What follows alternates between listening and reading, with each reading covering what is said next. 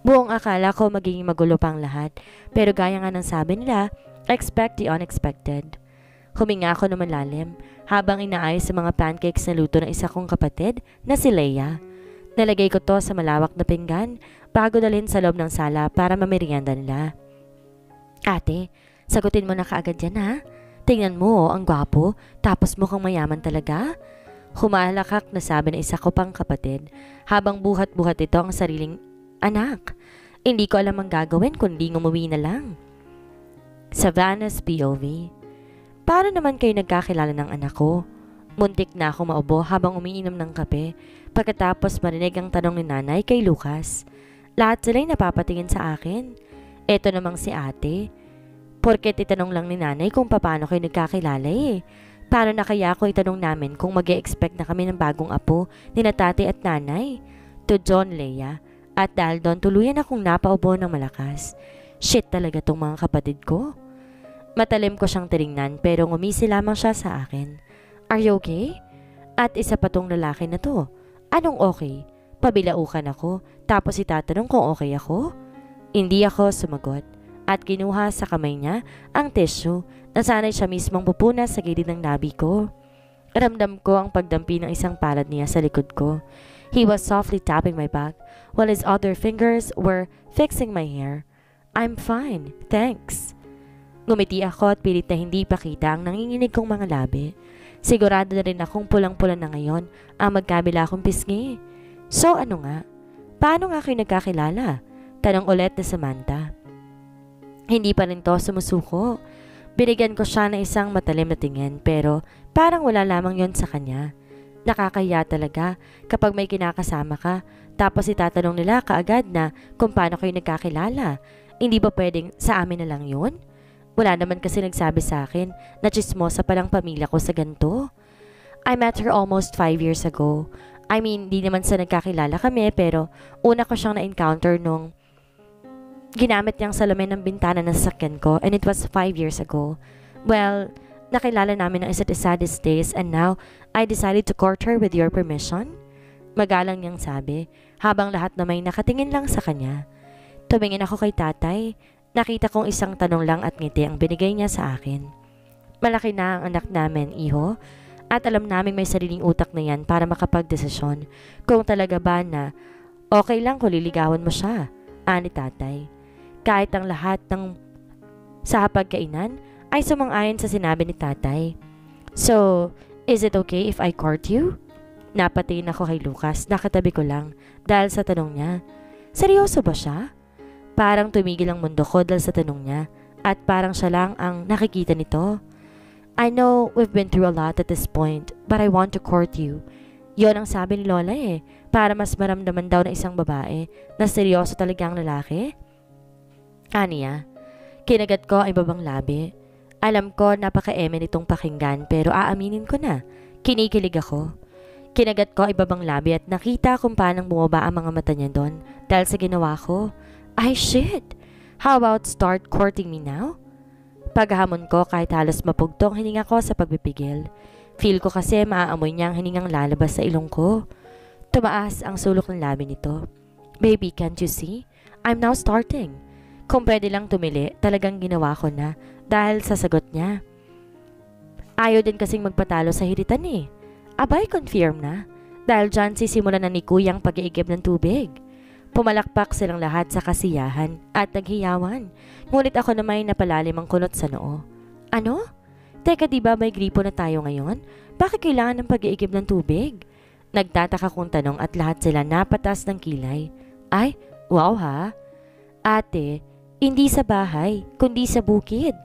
Pumarte ng tuluyan ng labi ko dahil sa narinig. Seryoso ba sila? Malawak ang bukid sa likod namin at umiigib naman talaga para sa pagwisik ni tatay. Pero talagang seryoso sila. Ipapagawa nila yan kay Lucas? Tumingin ako sa asawa ko at nakita ko. Nagkibit balikat lamang siya. Sumangayon sa pamilya ko. Nako, akala niya siguro madali lang ang gagawin niya. Hindi ko alam kung matatawa ba ako o maaawa habang pinapanood si Lucas na kanina pang pabalik-balik sa bukid namin habang daladala sa magkabilang mga kamay ang malaking balde. Pinapakuha pa talaga siya ni tatay sa ilog dito sa ibaba ng bukid. Ano, kaya pa? Tanong pa na lumapit sa kanya. Dala ang isang tuwalang pamunas niya. He looked at me and quickly nodded like an active Boy Scout. Of course, for you babe. Ani at pinagpatuloy ang paggawa sa pagigib ng tubig. Mahina akong tumawa. Hinila siya patayo bago pinunasan ng pawis niya sa noo, pababa sa kanyang leeg. Tired, are you? I asked. Ilang segundo pa tumingin lang siya sa akin, bago dahan-dahang tumango at gumuso. Sino ba naman ang hindi? Ika-20 pagbabalik niya na ito, pero malapit nang matapos ang tatay mo. Ang sabi niya 5 balik na lang daw. Aniya sabay handa para umakyat ulit. Sana naman di siya mahimatay, dahil na rin sa pagod at init. Maghihintay lang ako sa malapit na kubo. Tinuro ko ang kubo ko sa naroon sa nanay habang kumakain ng mangga. He smiled and nodded. Akmang aalis na ako ngunit gano'n na lamang ang pagkagulat ko nang hinila niya na ako pabalik at mabilis ginawaran ng halik sa labi. Pangpagana lang, Mrs. Santillan? Kumindat siya at mabilis umalis habang ako naman iniwan niyang tulala dahil sa sobrang pagkagulat. Ang bastos na lalaking yun na. Naging mabilis ang oras hanggang sa natapos na nga ni tatay at Lucas ang ginagawa sa itaas ng bukid. Lahat kami umuwi nung maghapon na. Hindi ko rin mapigilang tumawa na makitang kaagad bumagsak si Lucas sa kama pagkatapos niyang pumasok sa kwarto ko. Nga naman, pinasibak ba naman siya ng maraming puno pagkatapos niyang mag-igib? O ano, suko ka na? Alam mo ba na talagang ang totoo sa panliligaw ay ang ganito? Nako, kawawa ka talaga kay tatay bukas. Sigurado ako magpapatulong yun sa sakahan. Natatawa kong sabi. Inayos sa mga damit niya sa gabinete kung wala namang laman. Hindi siya sumagot at nagpanggap na natutulog kahit alam ko namang hindi. Tumayo ka na, maghahapunan na tayo. Anyaya ko sabay hila ng braso niya, pero panay daing na reklamo lang ang sinasagot niya sa akin. Mukhang gusto talaga nitong mahampas ko ah. I'm tired, wife. Parang bata tong umuso habang nakapikit ang mga mata. Tinirik ko ang mga mata at mabilis umupo sa tabi niya. Eh wala ka pala eh. Hindi mo naman pala kaya. Ang hina mo, Lucas. Ay! Napatili ako nang walang sabi niya akong hinila ng malakas. Natagpuan ko na lang ulit ang sarili kong nakahiga sa kanyang itaas. What? Mahina? Don't you even know that I can make you moan and scream whole day? He asked and even licked my neck. Dahil doon hinampas ko siya na malakas sa kanyang malaking braso. Tigilan mo nga ako. Nasa pamamahay tayo ng mga magulang ko, kaya hindi mo ako dapat ginaganito? I said and even pushed him. Pero tumawa lang siya ng mahina at tinila ko hanggang pumalit kami ng pwesto. So kapag wala tayo sa bahay ng parents mo, pwede tayong pumalangit? Kawag ng kawag ang mga kilay niya habang nakangising asa sa akin. Nagkasalubong naman ang kilay ko dahil sa sinabi niya. Abat ano naman ang nakain niya at bigla siya naging malibog? Mukhang hindi pa nga ako nakamove on sa sakit ng pagkababae ko at ngayon may iba na naman siyang plano. Gagawin natin yon sa bahay? Pigain ko kaya ang abdo mo, ha? Manyak ka? He chuckled and buried his face in my neck. Taas baba rin ang ginagawa ng kamay niya sa bewang ko. Violent. I like it. Sabi niya sabay angat ng tingin at kindat. Dahil sa ginawa niya, tumawa ko na mahina na parang high school student na kinikilig. Dahil nag-heart react lang ang crush niya sa my day niya. Bumangon ka na nga. Magluluto pa ako ngayon kaya tabi. Sabay tulak ko sa kanya. Dinig ko ang mahina niyang pagtawa hanggang sa lumabas na kami sa kwarto. Si Samantha, Nay, di pa nakakabalik? Tanong ko kaagad kay nanay na mapansin na hindi pa umuwi ang kapatid ko. 5:30 ng hapon na kasi. Mamaya, nandito na yon anak. Rinig ko ang sagot ni nanay habang nasa kusina siya. Nakita ko lumabas din si Lucas para asikasuhin na sasakyan niya dahil mukhang uulan. Tumungo ako sa kusina at tumulong kay nanay. Mukhang adobong baboy at sinabawang manok ang magiging ulam namin ngayong gabi. Alam mo anak, nakita ko talaga seryoso yung batang yon. Napatigil ako sa paghiwa ng karne dahil sa sinabi ni nanay. Si Lucas? Isang ngiti ang lumabas sa aking labi. Pero anak, tandaan mo na kapag pumasok ka sa isang relasyon, dapat asahan mong sakit kasi hindi yan mawawala. Pero sana naman anak, pakinggan ninyong isa't isa. Parang may bumagsak na malamig na tubig sa akin dahil sa sinabi ni nanay. Bigla rin akong kinabahan. Savannah's POV. Nagising ako sa ingin ng mga manok sa labas mismo ng kwarto ko. Di ko na rin nakita si Lucas nang bumaling ang paningin ko sa aking tabi. At sana naman ang lalaking yon? Napahikab na lang ako bago tumayo upang ayusin ang sarili ko. Hindi natulog si Lucas sa kama ko kagabi nang matulog ng lahat dahil yon ang pinangako niya kay tatay. Pero ang hangal, pumasok naman dito na sumapit ng 3:30 a.m. Pagkalabas ko ng kwarto, hindi ko na makitang presensya niya. Pero nakita ko kagad si nanay, nilalagay ang ilang baonan sa loob ng basket. Bumaling naman to kagad ng tingin sa akin nang marinig niyang yabag kong lumalapit. Magandang umaga, anak. Bati niya at mas ngumiti ng malawak. Dalhin mo palang basket na to doon sa sakahan natin kasi hindi pa nakakapag-almusal si tatay mo at ang maniligaw mo. Tinanggap ko ang basket hanggang sa natigilan na lamang ako pagkatapos ma-realize ang sinabi ni nanay. Anong ibig niyang sabihin? Teka, wag mong sabihin tatanim sila ngayon ng palay kasama si Lucas. Hindi ako makapaniwala. Di naman ganito si tatay, pero baka hindi sanay si Lucas at mahimatay na lang. Kami pa ang gagastos ng pang-ospital nito. Hay, nakong bata na yon. Nang marinig niyang pupunta ang ama mo sa sakahan, sumama ka agad kahit anong pilit ko na wag na. Pero ayaw talaga eh. Sasama talaga. Inugasan ni nanay ang kanyang mga kamay habang sinasabi iyon. Wala naman akong nagawa kundi umalis ng bahay, suot ang puting duster at banig na takip sa aking ulo. Ang gwapo talaga. Sino ba yan at natin alam na may anak palang lalaki sina Sofia? Rinig ko ang malalakas sa sabi-sabi sa paligid habang papalapit ako sa sakahan namin. Mas lumalim ang kulot ng noo ko dahil sa maraming mga babae na halos nakapila na rito. Teka, anong meron? Tanong ko sa isang babae na dumaan sa akin.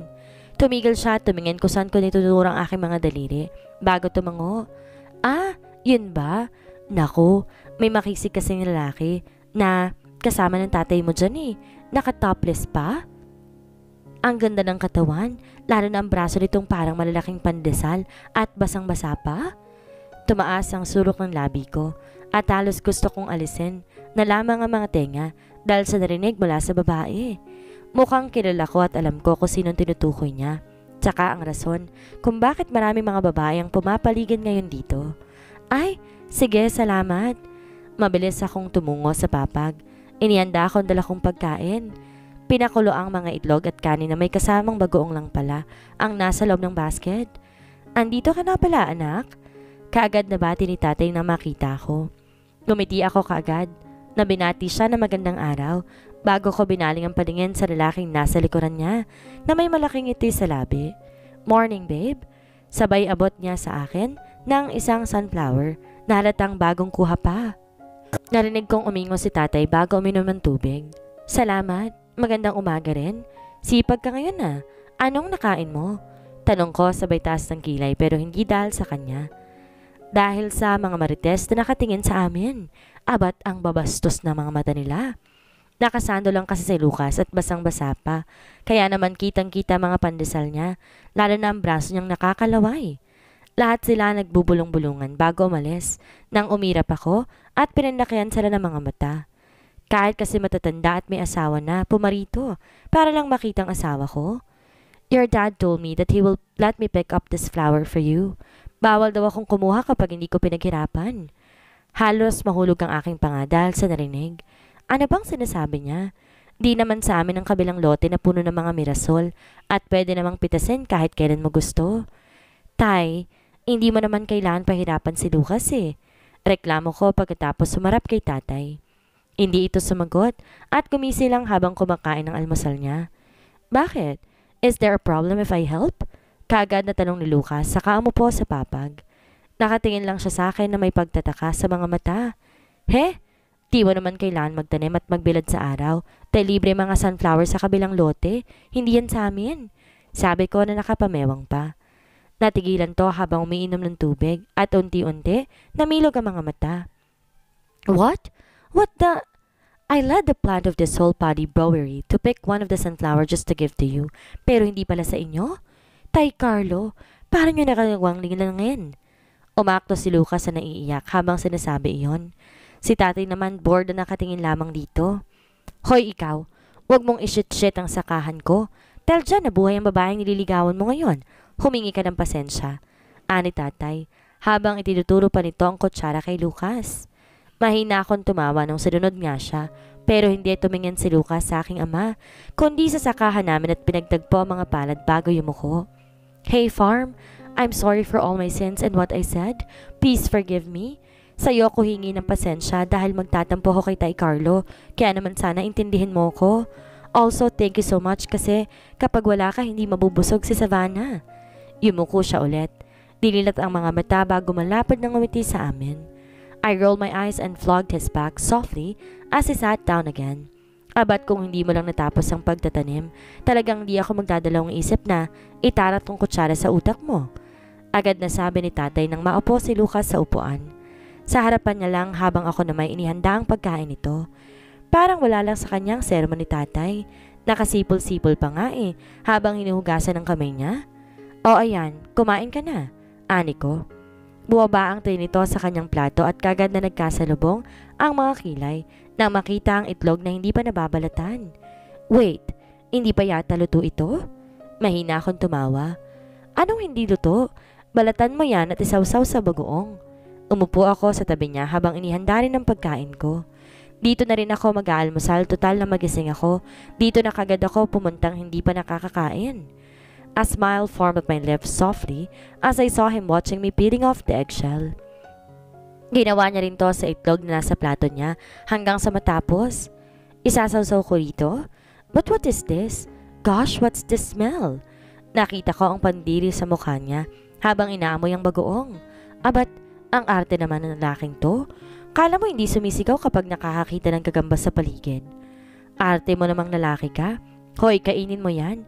Kapag talaga naging maarte ang mga apo ko, talagang hindi na ako magtataka kung kanino nagmana. Singit ni tatay habang patuloy sa pagkain. Nakita ko ang umiwi si Lucas pero may ngiti sa kanyang mga labi. See? Your dad's even looking forward for our child. Sabay kindat niya sa akin. Dahil doon muntik na ulit akong mabilaukan nang marinig ang birulong ni Lucas sa akin. Grabe ka naman sa akin, Tay Carlo. Pero okay lang yan kahit maarte magiging anak namin. Babawi naman ang apo nyo sa mukha.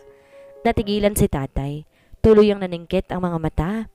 Siya naman kaagad na nag-peace sign dahilan upang mas tumawa ito. Naku, hindi ko na talaga kaya. Aalis na ako dahil nandidilim ang paningin ko. Umalis si tatay kasamang kalabaw patungo sa ilog para makapagpahingang alaga. Mukhang stress na rin si tatay. See you mamaya, tay. Love you. Nag-sign pa ng heart si Lucas habang nakanguso ang mga labi sa aking ama na ngayon magkasalubong ng kilay. Seryoso bang lalaking to? Mukhang sinapian yata siya ng masamang diwa. Hala, hindi kaya sinapian siya dahil bago siya rito at ngayon lang siya nakita ng mga nuno sa bukid? Your dad is really funny. We even bond. Hindi ko inakalang masaya pala rito. No wonder you love him with all your life. Napatigil na lang ako sa sobrang overthink nang marinig ang sinabi ni Lucas. I looked at him. Nakatingin din siya sa akin habang nakatukod ang mga braso sa lamesa at nasa palad niya ang kanyang pisngi. He was looking at me softly as I was the most beautiful girl in the world. Isang malapad at magang ngiti ang gumuhit sa aking labi habang nakikipagtitigan sa kanyang mga mata. He charmed my dad with his old and cliché jokes. They're even sipping coffee like there's a late night show yesterday. Alam ko, hindi naranasan ni Lucas ang ganong treatment mula sa ama pagkatapos niyang malayo rito, but then I am happy how he was comfortably talking to my dad like they are blood related.